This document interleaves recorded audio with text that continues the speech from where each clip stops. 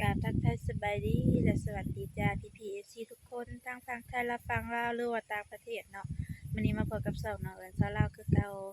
แต่ว่ามื้อนี้สภาพอากาศหนาวเนาะบ่แดดแล้วข้าวแล้ว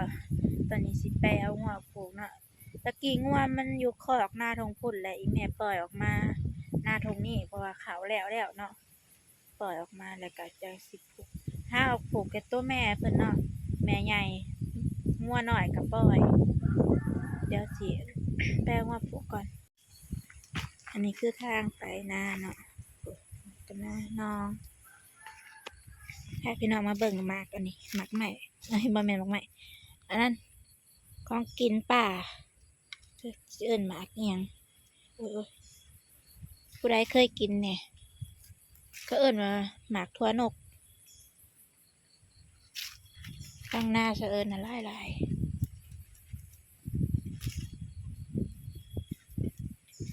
กินหมากทั่วนกขึ้นฮอดแต่ข้าวยังหน่อยเนาะเคยกินแต่ข้าวยังหน่อยเป็นหลายอยู่แท้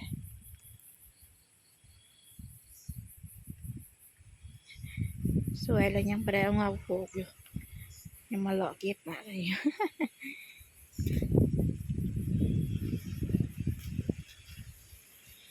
ลักษณะหมากเพิ่นก็สิเป็นแบบนี้เนาะคล้ายๆมักถั่วใหญ่เนาะเขาก็เลยเอิ้นมักถั่วนกเพิ่นสิเป็นเครือนี่เครือเพิ่นแบบนี้เนาะ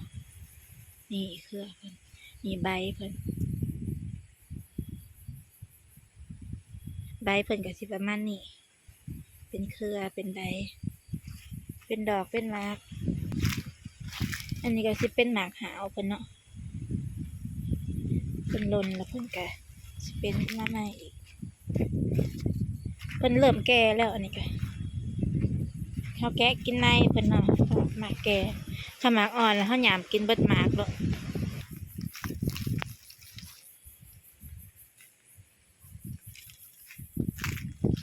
ถ้าแถวนี้นะมันเป็นบ่อนเพิ่นเด้ก็เลยหลายนี่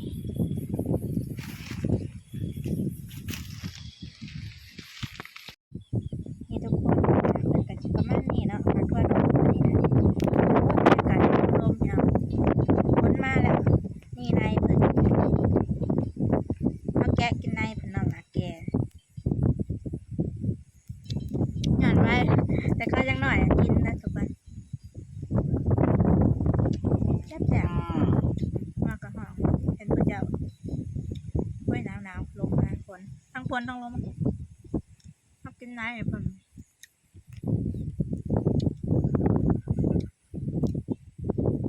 กินหน่อยนึงก็ได้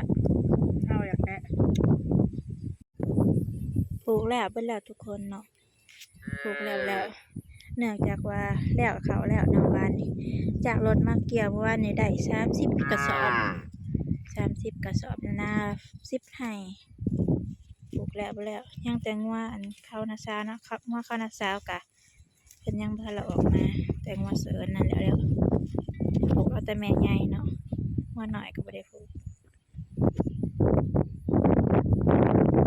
นี่ทุกคนอันนี้ก็สิเป็นหมักถั่วนกเด้อจ้ะผู้ใดเคยกินเนี่ยทางฝั่งไทยมีอยู่บ่หลังจากที่เอางัวออกแล้วก็เสริญก็มาเก็บเอาอีกได้นั่นเองได้ซ้ำเก่าสำบายเนาะยามนี้เฮาแล้วขาวแล้วเฮาก็เอางัวมาผูกเดี๋ยวให้หน้าเนาะสำบายแต่ถ้าสิสำบายกว่านี้ก็คือเขาแล้วเบิดแล้วเฮาได้ปล่อยเนาะ ข้าวน้ำบ่าวเพิ่นก็ออกมาแล้วเมื่อข้าวน้ำบ่าวนะเช้าเพิ่นก็ออกมาปลูกเลย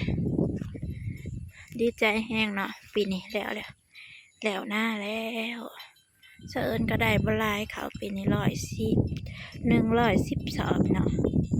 เอารถเกี่ยวว่านนี่ก็ได้30 สอบปั่นสุดก่อนก็ได้76 สอบเนาะพอดีเป็น100 ปลายแหนมเพื่องได้กับอันนี้มีตักต่อเพื่อง ตะกี้น่ะเรื่องเนาะข้าวสุก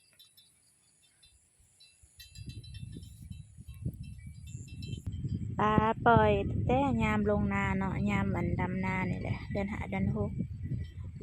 ก็ยามเกี่ยวข้าวก็ได้กินเนาะตึกกินอยู่แต่ว่าบ่ได้ถ่ายให้พี่น้องเบิ่งเพราะว่าเคยมาแต่เกี่ยวข้าวกับพาตึกพาเฮ็ดอยู่เฮ็ดกินพาลงมากู้ข้าวอีกเนาะเพราะว่าตอนอันเผอิญเกี่ยวกับฝนก็มาเนาะข้าวเปียกเบิดพากินพาเฮ็ดพาแล้วเนาะได้ก็โตบ่ใหญ่ปานใดเพราะว่าน้องเผอิญมันเป็นน้องกว้างแล้วมันบ่มีผักหญ้าเนาะมีแต่เนาซื่อๆเพิ่นบ่ได้กินหยังปานใด แต่ว่าเลี้ยงธรรมชาติเนาะนี่ผลปล่อยมาอีกแล้วทุกคนถ้าพี่น้องเบิ่งน้องแล้วก็สิมากินหมากอันนี้เนาะหมากทั่วนกยามนี้นะเพิ่นแก่แล้วเนาะหมากอ่อนเพิ่นก็สิกินง่ายนี่เฮากินเบิดหมากโลดแต่ถ้าเพิ่นเป็นหมากแก่เพิ่นเป็นในแล้วเฮาก็กินแต่ในกันกะเพิ่นก็สิหยาบ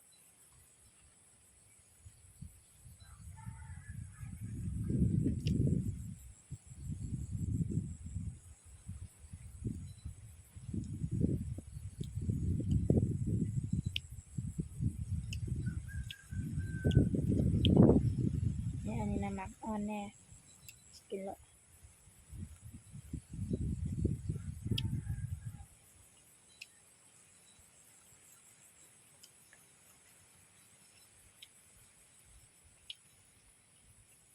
หมากทั่วนก